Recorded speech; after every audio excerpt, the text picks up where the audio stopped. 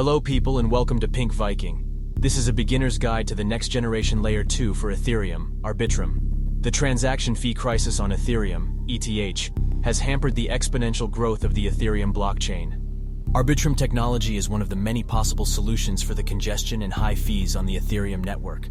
Transactions on Ethereum are implemented and executed via smart contracts, and a fee is required to reward the network participants that store such programmable contracts on their machines. The transaction fee increases when the number of users grows, and more transactions are required to be processed by the network. Moreover, every miner in the Ethereum blockchain must simulate every step of a contract's execution, which is costly and drastically limits scalability. The Ethereum blockchain also mandates that every contract's code and data be made public, unless there is a privacy overlay feature that has costs of its own. Arbitrum intends to lower network congestion and transaction costs by offloading as much work and data storage as possible from Ethereum's mainnet, or Layer 1, L1. Ed Felton, professor of computer science and public affairs at Princeton, co-founded Off-Chain Labs, the company behind Arbitrum, in 2018. The strategy of storing data off-chain used by the Arbitrum network is called the Layer 2, L2 scaling solution, built on top of the leading Ethereum network. This video will answer various questions like what the Arbitrum bridge is, whether Arbitrum is an L2 solution, how Arbitrum works, how you bridge ETH to Arbitrum, and whether Arbitrum is good for Ethereum. Arbitrum is based on a simple cryptocurrency design in which parties can implement a smart contract as a VM that encodes the contract's rules. VMs are programs that run on the Arbitrum Virtual Machine, AVM, architecture. A set of managers for a virtual machine is designated by the VM's designer. Any single honest manager can force the VM to behave according to the VM's code, thanks to the Arbitrum protocol. Parties with a stake in the outcome of the VM can choose someone they trust to do so on their behalf, or act as managers directly. In practice, the natural set of managers for many contracts will be reasonably limited. Instead of forcing every validator to replicate every VM's execution, the VM's state can be advanced at a far reduced cost to the verifiers by relying on managers. Verifiers only keep track of the hash of the VM's state, not the entire state. Managers are incentivized by Arbitrum to come to an out-of-band agreement on the working of the VM. The verifiers will accept any state modification that is supported by all of the managers. If two managers disagree on what the VM will do despite incentives, the verifiers use a bisection technique to reduce the disagreement down to the execution of a single instruction, and then one manager offers a simple proof of that one instruction. Moreover, both VMs and parties can send each other messages and currency. When a manager makes a debatable remark and another manager challenges it, the bisection protocol begins. Both managers will have put money down in the form of a currency deposit. When a dApp runs on the Arbitrum chain, you have the option of selecting your group of validators to perform the consensus process. This means that as compared to Ethereum, where each validator keeps track of all of the network's apps, the validator working on one app cannot interact with any other Arbitrum app.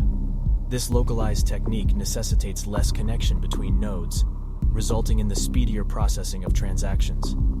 The existing architecture of the Ethereum blockchain is altered to develop Layer 2 solutions on top of Ethereum with the sole purpose of reducing transaction fees and network congestion. Scalability changes on Layer 1, like increasing the number of transactions approved, can hamper the decentralization and security elements of the Ethereum blockchain. Therefore, the Ethereum 2.0 mainnet will be introduced soon. However, in the short term, solutions like Optimistic Rollups and zero-knowledge ZK Rollups are examples of Layer 2 scaling solutions. Arbitrum is one such L2 expansion rollup, Optimistic Rollup, for Ethereum blockchain.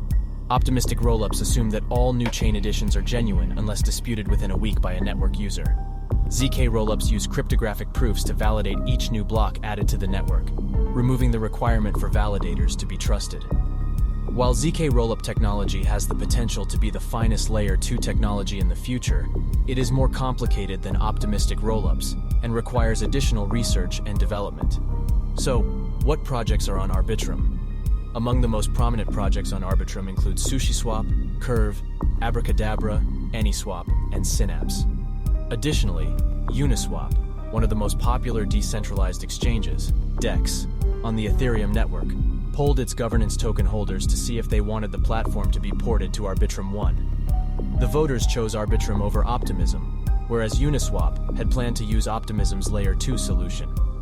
However, Optimism's full launch was postponed, which permits Arbitrum to lead. Despite this, Uniswap has implemented Optimism as the governance vote was not final.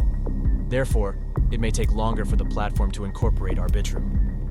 Users can use the Arbitrum token bridge to transfer ETH and ERC20 Ethereum tokens to a Layer 2 scaling solution called Arbitrum 1. If you want to send a transaction using Arbitrum, just send it to one of ETHBridge's inbox contracts. On the contrary, an outbox contract accepts data from Arbitrum and adds it to the Ethereum blockchain for reverse interaction. Because all of ETHBridge's inputs and outputs are publicly verifiable, Ethereum can identify and verify any off-chain activities. You might wonder how to bridge your ETH tokens from L1 to L2. To do so, please follow the steps below. However, make sure your wallet, such as MetaMask or other wallets, has ETH on the Ethereum mainnet to bridge the assets.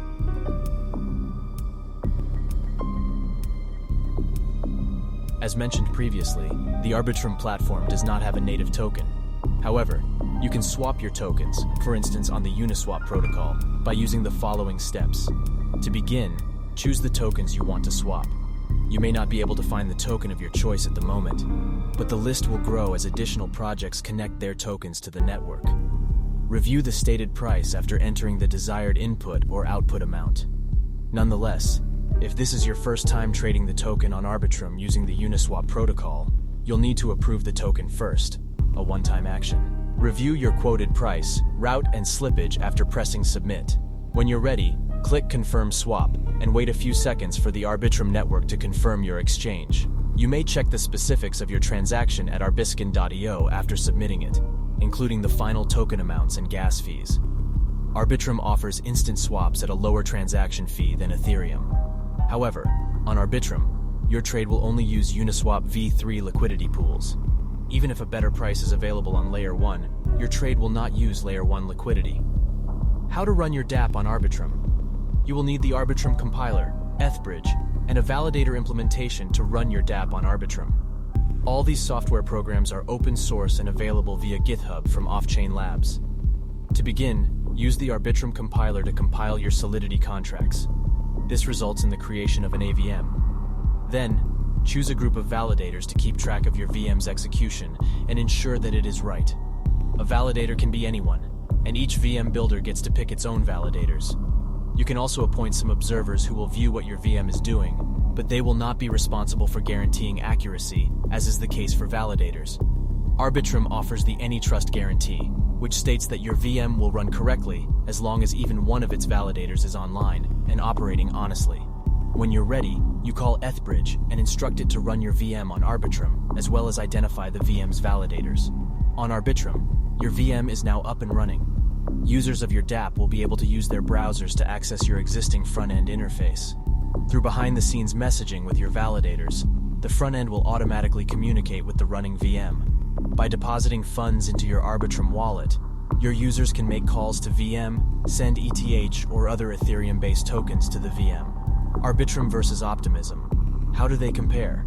Arbitrum and Optimism are similar because they are only deployed when faulty blocks are identified rather than with every transaction. Cross-chain bridges exist on both networks, allowing tokens to flow between Layer 1 and Layer 2. Instead of going through a sequence of confirmations, the transactions are confirmed after the block is created. Once again, this results in a network with low latency and great throughput.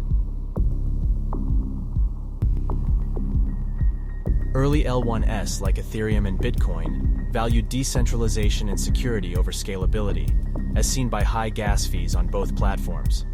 However, Arbitrum aims to solve this blockchain trilemma by implementing optimistic rollups that satisfy all these three elements. However, the Ethereum community believes that the longer-term comprehensive solution involves the implementation of ZK Rollup. Being the most advanced L2 platform, Arbitrum will hopefully continue to absorb the current technology trends to scale the platform and promote its expansion. Don't forget to subscribe for more Pink Viking content. Thank you, people.